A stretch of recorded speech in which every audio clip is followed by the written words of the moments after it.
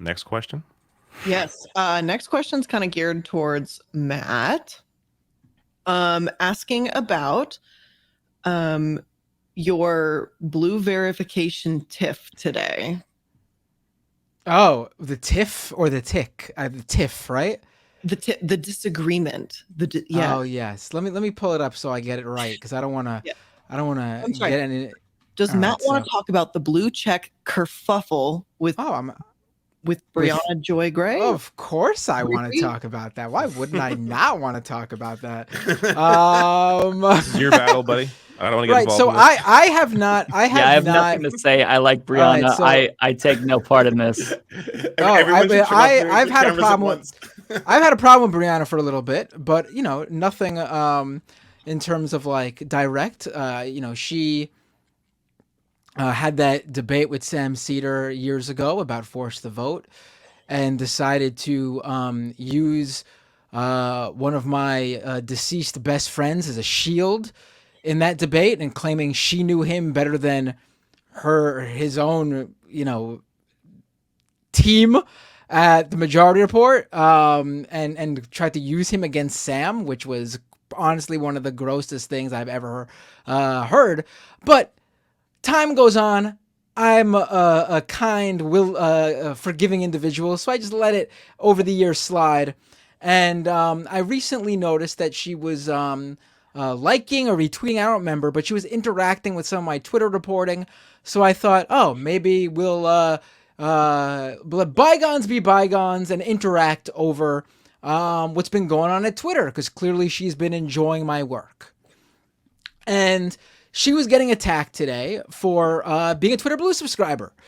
And we all know my feelings on that. But I just simply pointed out, because she said that she signed up for Twitter Blue because as a content creator, she likes the ability to post long videos. So I just basically pointed out that, like, why are you paying to post long videos? Because it makes no sense. Twitter is like the one platform that doesn't pay you for the content. And you're giving away all your content, the long videos on Twitter. Shouldn't you just use Twitter for its short form content, which is free to post, to direct people elsewhere? Completely was not an attack. I was interested in having a discussion with her about it. And so she chimes in, why do you care? And why would I take advice from someone who's been less successful in growing their Patreon than I have? I thought that was very telling. I don't know why anyone would think that's a diss to me. I mean, I'm not like delusional. It's quite clear Brianna Joy Gray makes way more money than me on Patreon. That's indisputable. So I don't know why that's such an issue. But I thought it was interesting that instead of interacting with what my actual point was, she just wanted to diss me, which is fine. So I pointed out that, personally, I don't care how big my audience is. I'm talking about something that my audience is interested in, and that and it's important to me to choose who and what I support. And based on her focusing on the Patreon number, I just said, I guess for you, it's about the hustle and clout. Message received loud and clear. And so she did not take lightly to that. And she goes, oh, now you call me a grifter? And then she goes, if you hadn't spent the last 2 years sniping at me, I'd be happy to help boost you in whatever way I can, because I agree with 95% of what you fight for. So I replied, I was bringing up how this platform, and especially its current owner, views creators. You viewed my point as an attack. I don't care if you choose to boost me or not. I don't do quid pro quo. I had you on my podcast long before you had your platform, and I expected nothing in return. And then so she then decided to focus on the fact that she thinks I'm just in her mentions because I'll get something out of it. I want to make it loud and clear. I have no interest in Brianna Joy Gray's audience, because her audience, quite frankly, is shit. I've seen her audience in her Twitter mentions. They're not an audience I want, quite frankly. If she wanted to have any sort of discussion with me and wanted to have me on her podcast, I'd be happy to do that in the same way I went on fucking Tim Pool's show or went on what's her face, that a conservative, I went on her show, the election night things, because I'm willing to talk to anybody, quite frankly, because that's just how I am. I had no interest in getting right-wing viewers from those shows. It wasn't about that. So, I don't really care about that sort of thing. I just thought it was an interesting discussion to have, but she apparently didn't. So, I mean, she's very defensive about paying for Twitter Blue. Personally, this is my feelings on it. If you want to pay for it, that's fine. But the thing to me, my opinion, is that this is different than any other shitty corporation or product you have to pay for. Because quite frankly, for the most part, the shitty companies you have to pay for I would say about 90% of those shitty companies provide a service that you're kind of forced into buying. I saw one guy who I respect, who's a Twitter Blue subscriber, compare him paying for the edit function on Twitter via Twitter Blue as the same as like how we pay for fossil fuels for our heating at home. I mean, there's a huge fucking difference. The vast majority of people cannot actually choose the type of heating their home gets. The vast majority of people in this country rent, or if they do buy a home, unfortunately, it's set up for gas, and you probably can't pay to gut that out and change your whole entire system. That is much more of a hardship to deal with than the fact of, oh no, what will I do if I don't pay for a fucking edit button on a social media platform? I mean, listen, just pay for it if you want to. Don't give me these shitty excuses. You don't care about the issues that come with paying for that platform, which is fine. We all make these decisions all the time. Just that's what it is for you. Personally, Twitter is different than any other platform to me because, yeah, Mark Zuckerberg sucks. Yeah, Jeff Bezos sucks. They suck in the same way every other billionaire corporate CEO sucks. The difference between them and Elon Musk is that Elon Musk is directly using his product to himself use it to promote and push far-right wingers. He's advocated openly on his platform to vote for the Republicans. He's out there being as transphobic as possible, telling people to misgender, and he just removed. Didn't they just change that? They changed. Yes, the policy, they just right? changed the policy. It's not against specifically the transgender policy. It's no longer against Twitter's policies, just to attack transgender people. You can misgender them, harass them in that way, all you want, just for trans people. That rule has been changed. Personally, that's a line crossed to me that no other platform has crossed. And so for me personally, I view Twitter now as something different. You might say, Matt, why don't you stop using Twitter altogether? Aren't you providing Elon Musk money by using the platform? To that, I would say that's just not how the internet works and internet advertising works.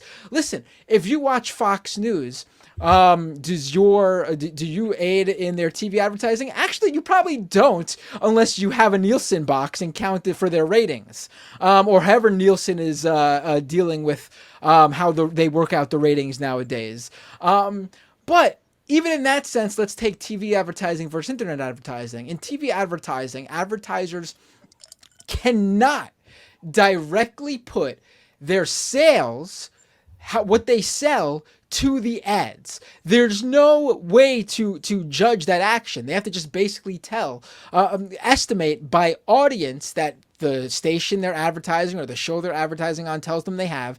They have to estimate, this is giving us maybe this amount of sales. Some of them do it for just simply brand building. Our ad is during this show. It'll help, it's a popular show. It's worth the money to get that our brand in front of this many people. But internet advertising is different. Advertisers can directly tell what ads are bringing them money. So if you use a platform nonstop and you don't pay any money for it, you don't buy anything from the advertisers, if you click the ads but don't buy anything from those advertisers, you actually are not a boon to the platform. You are actually costing that advertiser money with no action that brings them revenue that they can see. So they will then decide, hey, you know what? These ads, it's got all these impressions, all these clicks, no sales. This is just not worth our time. We're not advertising here anymore. So just using that platform, unless you're paying for it or buying things from their advertisers, you are actually, in fact, not providing revenue for an internet platform like that. I don't know. I have a different perspective on this. I mean, as somebody who doesn't monetize any of their endeavors, so let's all keep that in mind. I don't monetize shit that I do. Everything I do is for free. My Substack, my this, all my things. Twitter is a vehicle by which, as an advocate, you get your message out, right? And no matter what I do on anything I've ever been on, the most views, anything I get is on Twitter. My most successful, even on being as someone who was on Rising and hosted Rising, if I do a radar that I could go viral on Twitter, it ain't getting no views like those kinds of views on YouTube or something like that or whatever. I could reach a lot more people. There's a lot more I've been able to do as far as Rikers and Eric Adams and things like that. And I was somebody who was subscribed to Twitter Blue because factually, before Elon Musk came into the picture, it made it much simpler for me to do that. And I remember feeling very much so like when Elon Musk took over, like, okay, I'm going to get rid of this function that literally makes it exponentially easier for me to do the advocacy that I seriously do, because I've gotten locked into this internet perspective on this Elon Musk shit. Like, at the end of the day, the kind of work that I do, I'm like, there are far more like the structures inherently that I'm up against that I must always contend in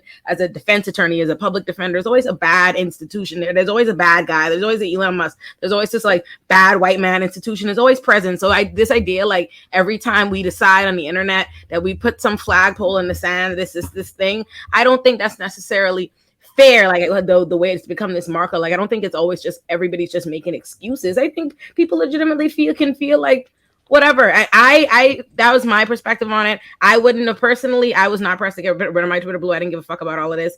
But I'm a team player. Y'all remember, y'all bullied me. I succumbed to bullying, and that's why I kept it real. I kept it real. I said it today. I even commented on Brianna's thing. I was like, I literally said it. I actually shared these sentiments, but I am just too tired to get jumped. I'm not gonna get jumped. I am like, listen, I'm on a team, so I got rid of it. I do wonder now, though, if it's even beneficial anymore because of what that check mark now signifies, and people are automatically blocking everyone with check marks. Like, exactly. I wonder if it would help. I have an extension. I can share it with you. It's just going wild right now. I'm just like, I'm looking at a screen going like blah blah blah blah blah blah blah blah. It's nuts. Yeah, no, I agree. And that's another thing. So the app is breaking down in general. There are a million glitches. So that has it's so bad. Yeah, it's so bad. It's such trash now. Yeah, that was the reason why I couldn't fight for it. I just took my bullying and I just canceled the subscription because it wasn't applicable anywhere. The app doesn't fucking work at all. So Twitter Blue doesn't do anything other than make you have a corny ass check mark and be associated with a bunch of losers. So listen, I took my bullying. I succumbed to King Matt Binder on this one. I also listen, Binder, I name drop you in my episode tomorrow. Oh yeah, I did. Yes, I name dropped you. I'll have to check it out. Listen, Ole, I obviously would have given you a pass if you stayed with Twitter Blue. I was personally trying to save you from all the blocks. I appreciate it. No, but listen, like I said, like I don't care what people do. I'm just letting people know why I view that in that way. And yeah, I do view people who, this is my own personal thing. You're free to subscribe if you think it's so important, but I will personally view you in a certain way. And I'm not saying you should care about that. I'm a nobody to you. Maybe it doesn't matter at all, but I'm just letting you know how I'm personally viewing that. And I can tell you, judging by the reaction, that a lot of people view it that way too. Bender said, what Bender is saying to you is, if you have Twitter Blue, you're a corny motherfucker, a bozo, if you will. You are, yeah. And you know what? I'll go so far to say, if you're paying for verification on Facebook or Instagram too. You're a loser. Why are you paying for that? Yeah, Why are you paying for that? Wait, That you can is- pay for that? Yeah, I didn't even know that you could. Instagram just recently enrolled. The reason Facebook and their Facebook Instagrams are a lot more expensive. It's $15 each. So if you want to verify both your Facebook and Instagram, it's $30 a month. Jesus Christ. But the difference, I think, the reason they haven't got so much shit is because they're actually verifying people. Like they're actually contacting people and checking. They're asking for like verification, like an ID, and then you actually have to use like your real name.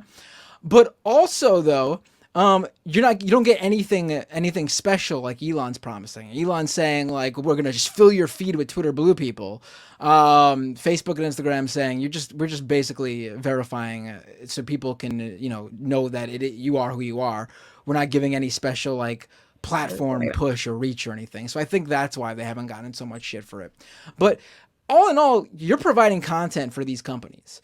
The trade-off has always been they provide the platform, you provide the content, they let you post as much content, all these videos, gigs of shit if you'd like, and in return, they'll monetize it so they could let you do it, and then they'll also, if you get really popular or you hit a certain mark, they'll then also share that revenue with you. It was you scratch my back, I scratch yours. It was everyone was getting something out of the ordeal.